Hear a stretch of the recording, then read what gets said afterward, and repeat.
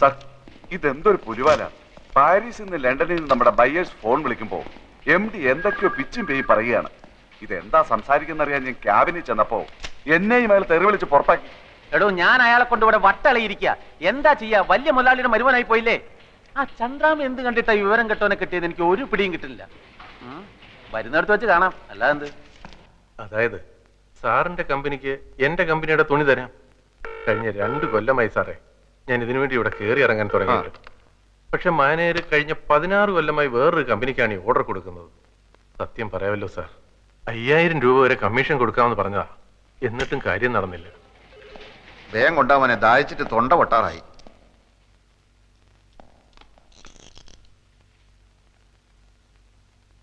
പഞ്ചാര കൂടുതലാണ്, നന്നാറി എസൻസ് ചേർത്തിട്ടില്ല. ഏത് കടയെന്നാടോ ഇത്? പോസ്റ്റ് ഓഫീസിനടുത്തുള്ള ആ ഹമുക്കിനോട് ചെന്ന് പറ, ഇങ്ങനെയല്ല ഗ്രേപ്പ് ജ്യൂസ് ഉണ്ടാക്കാൻ. ഓൻ അറിഞ്ഞൂടെങ്കിൽ ഇങ്ങോട്ട് വരാൻ പറ, നമ്മൾ പറഞ്ഞു കൊടുക്കാം. നാരങ്ങ പിഴിഞ്ഞിട്ടില്ലെന്ന്. ഈടെ ജ്യൂസ് എന്താ വേണ്ടിയത്? Grape, pineapple, orange, mango, sathukudi? ഒന്നും വേണ്ട, താങ്ക്സ്.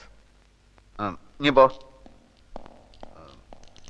നിങ്ങള് മാനേജർക്ക് കൊടുക്കാന്ന് പറഞ്ഞ 5000 റുപ്യന്റെ കമ്മീഷൻ ഞമ്മക്ക് തരുക. സാർ, ഒരു മുതലാളിക്ക് എങ്ങനെ കമ്മീഷൻ കൊടുക്കുന്നതായിരിക്കും. അത് സാരമില്ല, ഞമ്മക്ക് പൊതുവെ കമ്മീഷൻ വലിയ ഇഷ്ടാ. നിങ്ങൾ 5000 റുപ്യ തരി. നിങ്ങളെ കമ്പനീന്റെ തുണി ഞമ്മളെ കമ്പനി വാങ്ങുന്നു. എന്താ പോരെ? എത്രയോ വർഷമായിട്ട് വേണുവേട്ടന്റെ വീട്ടുകാർക്കല്ലേ ഓർഡർ കിട്ടിക്കൊണ്ടിരുന്നത്. ഇപ്പൊ ചേട്ടൻ എന്ത് തെറ്റ് ചെയ്തിട്ടാ കമ്പനി ഓർഡർ മാറ്റി കൊടുത്തത്? ഞാൻ മാനേജറോട് ചോദിക്കട്ടെ. മാനേജറുടെ സത്യേട്ടൻ ചോദിച്ചു. അപ്പൊ മാനേജർ പറഞ്ഞു ആൽഫയാണ് മാറ്റി കൊടുത്തതെന്ന്. മാനേജർ മാറ്റരുന്ന് പറഞ്ഞപ്പോ ആൽഫയോട് തട്ടിക്കേറിയെന്നും പറഞ്ഞു.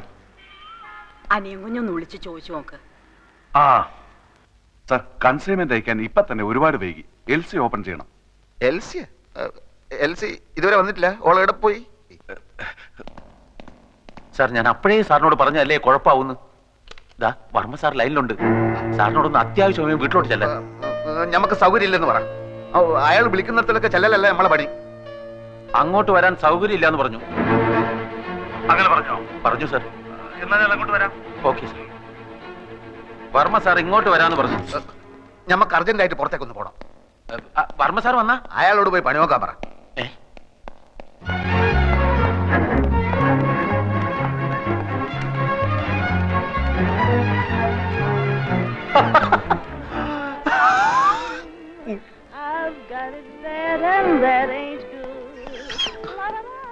ഇനി ഇവിടെ ഇരുന്ന് സുഖിക്കാണല്ലേ?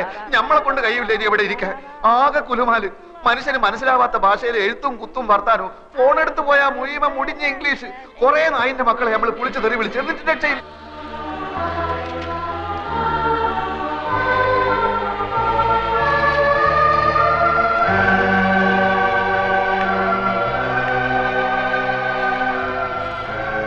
പുറത്ത് പോലീസ് നിൽക്കുന്നുണ്ട്.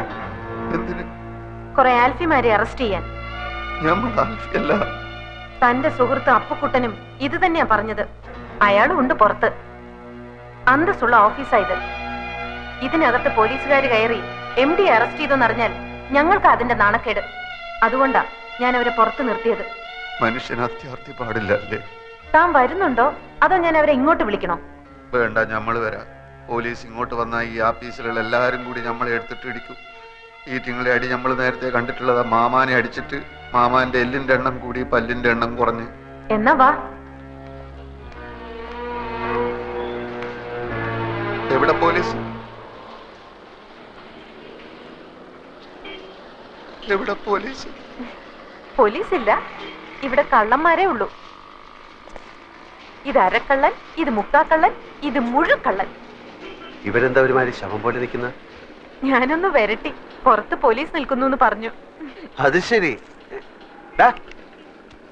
പോലീസും പട്ടാളൊന്നുമില്ല, ഞങ്ങൾ നിന്റെ കല്യാണം നടത്താൻ വന്നതാ. വീരാനിക്ക് എണീറ്റ് നടക്കുന്നതിന് മുമ്പ് നടത്തിയില്ലെങ്കിലേ അവളുടെ നിക്കാഹും നിന്റെ മയ്യത്തും അന്ന് ഞാൻ പറഞ്ഞ പോലെ നടക്കൂ. രജിസ്റ്റർ ഓഫീസിൽ പോയി നീ മൈമേനും കൂടി ഇന്ന് ആപ്ലിക്കേഷൻ ഒപ്പിട്ട് കൊടുക്കണം. ആർക്കെങ്കിലും എതിർപ്പുണ്ടോ എന്നറിയാൻ അവർ ഒരാഴ്ച ആ നോട്ടീസ് ബോർഡിടും. വീരാനിക്ക് ആശുപത്രി കിടക്കുന്നുണ്ട്, അത് കാണൂല. അത് കഴിഞ്ഞ കല്യാണം. സാക്ഷി ഒന്ന് ഡോക്ടർ മേനോൻ, 2 ലേഹ പോരെ. ഇവിടെ നമ്മളെ ശത്രു അല്ലേ? ഇടാ, അതൊക്കെ പണ്ട്. ഇപ്പൊ പടച്ചോന്റെ പുതിയ രൂപ. ആൽഫിക്ക് കുറച്ചാളോട് ആയുസ് നീട്ടി കിട്ടി. അപ്പ കുട്ടാ തൊപ്പിക്കാരാ എപ്പ കല്യാണം? മകരമാസത്തിൽ വേലി കെട്ടി ടപ്പ കല്യ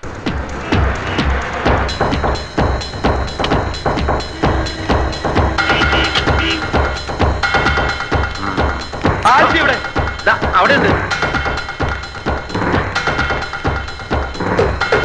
ഇവിടെ ആരെയും കാണാനില്ല. എവിടെ ആൽഫി? ഇതല്ലേ ആൽഫി?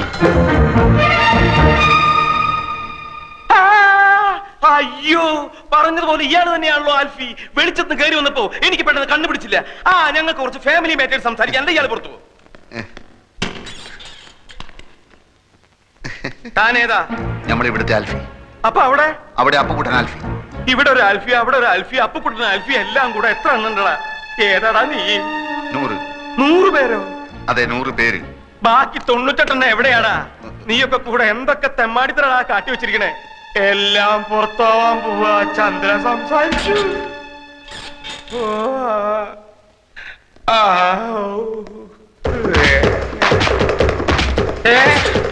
നിന്നെ ഞാൻ വിടില്ല. ഓടിപ്പോണ ആൽഫി എവിടെ? ബാങ്കിൽ പോയിരിക്കാന്നാ പറഞ്ഞേ. എന്തിന്? അങ്ങനെ നീ അങ്ങോട്ട് ഒറ്റയ്ക്ക് രക്ഷപ്പെടാൻ നോക്കണ്ട. തൂങ്ങുമ്പോ നമുക്ക് ഒരുമിച്ച് തൂങ്ങടാ. കേറടാ.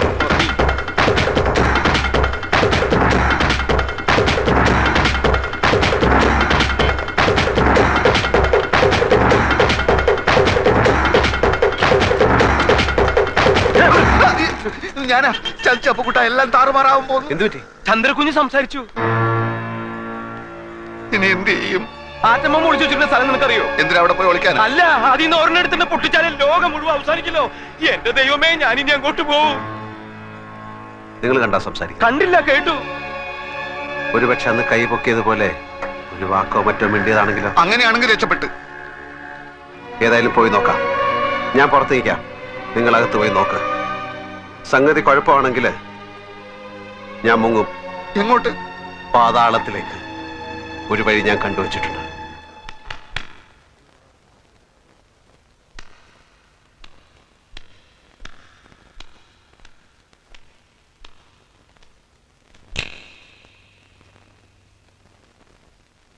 ഇവരൊക്കെ ആരാണെന്ന് മനസ്സിലാകുന്നുണ്ടോ? വല്യമ്മ,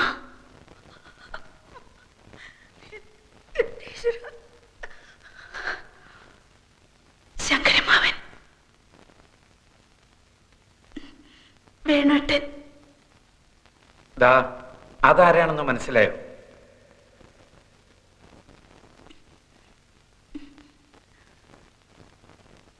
ഇരവി അങ്കിൾ. വർമ്മങ്ങളും ആൽഫൊക്കെ ഇപ്പൊ വരും.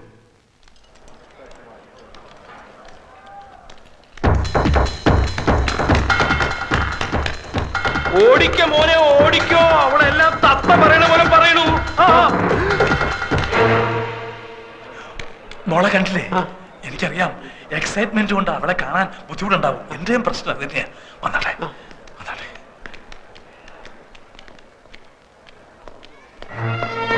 എന്റെ ഈശ്വര, കുളിച്ചോണ്ട് നിൽക്കുമ്പോഴാ ഞാൻ വിവരം അറിഞ്ഞത്. കുളി തുടരണോ നിർത്തണോ എന്താ വേണ്ടെന്ന് അറിയാൻ വയ്യാത്ത ഒരവസ്ഥ. ശബ്ദത്തിന്റെ ഉച്ചസ്ഥായി മൗനം എന്ന് പറഞ്ഞതുപോലെ സന്തോഷത്തിന്റെ പാരമ്യത്തിൽ കണ്ണീര് വരും. ചിലപ്പോ ഹൃദയസ്തംഭനം വരെ ഉണ്ടാവാം. എന്റെ പ്രാർത്ഥന ഈശ്വരൻ കേട്ടു. അല്ല, നമ്മുടെ പ്രാർത്ഥന ഈശ്വരൻ കേട്ടു.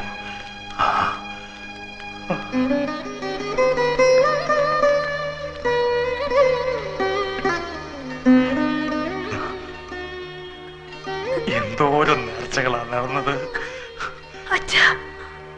മതി, അച്ഛനത് മതി. കുറുപ്പേ, എന്തോ ഇന്ന് തന്നെ ചന്ദ്രയുടെ ആൽഫിയുടെ പേരിൽ എല്ലാ ക്ഷേത്രങ്ങളും വഴിപാട് നടത്തണം. ഇപ്പൊ കാലുകൾക്ക് മാത്രമേ തളർച്ചയുള്ളൂ. Otherwise she's fine. ഇത് നോക്കിയേ, ആരാന്ന്?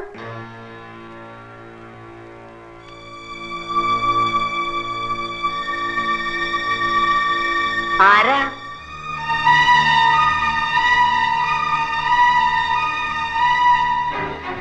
ആൽഫി.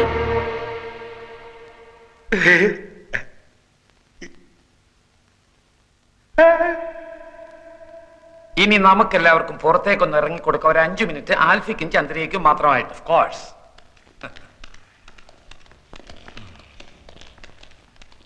ആടോ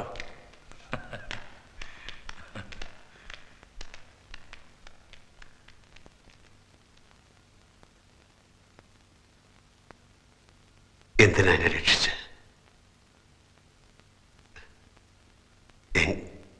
എങ്ങനെ എങ്ങനെ നന്ദി പറയണമെന്ന് എനിക്കറിയില്ല. കട്ടിട്ട് കടന്നു കളയാൻ വേണ്ടിയൊന്നുമല്ല, അച്ഛനെ രക്ഷിക്കാൻ വേറെ വഴിയില്ലാത്തതുകൊണ്ട് ചെയ്തു പോയതാണ്. എനിക്ക് എല്ലാറ്റിനും എനിക്ക് മാപ്പ് തരണം. ആരോടും ഒന്നും പറയണ്ട. അപ്പു പോയി ആ പണം അയക്കൂ.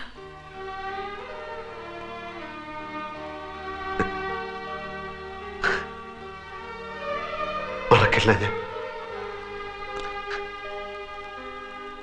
മരണം വരെ ഞാൻ മറക്കില്ല.